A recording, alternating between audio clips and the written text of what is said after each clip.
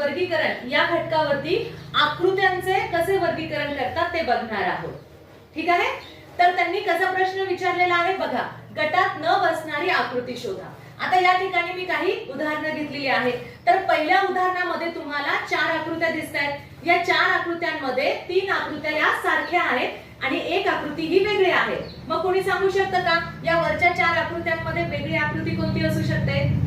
हा कुणाल?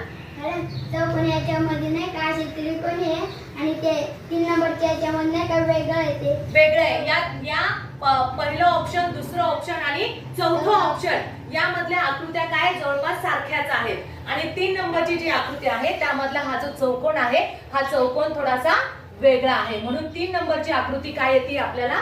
3 नंबरचं ऑप्शन हे वेगळं आहे. ठीक आहे. त्याच्यानंतर आपण दुसऱ्या पुढच्या आकृत्या बघू. या आकृत्यांमध्ये सांगू शकता का कोणी कोणती आकृती वेगळी येऊ शकते? हा सारखं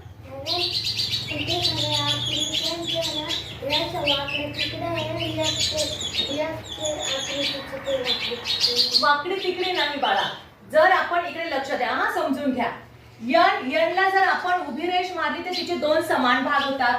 टीला जर आपण उभ्या ह्याच्यामध्ये जर डिवाइड केलं तर त्याचे 2 समान भाग होतात. त्याच्यानंतर एला सुद्धा आपण उभी रेष मारली तर समान 2 भाग होतात. पण ला जर अशी उभी रेष मारली तर त्याचे समान भाग होतात का? नाही. म्हणून 2 नंबरची आकृती जी आहे ती वेगळी आहे. बस खाली. त्याच्यानंतर 3 नंबरच्या आकृत्यामध्ये बघा बरं कोणती आकृती वेगळी दिसते तुम्हाला? कोण सांगू शकतं? बघा आता इकडे ही आकृती, ही नीट निरीक्षण करा. ही कशी दिसती, ही कशी दिसती, ही कशी दिसती आणि ही कशी दिसती. आता यामध्ये तुम्हाला काय दिसतोय?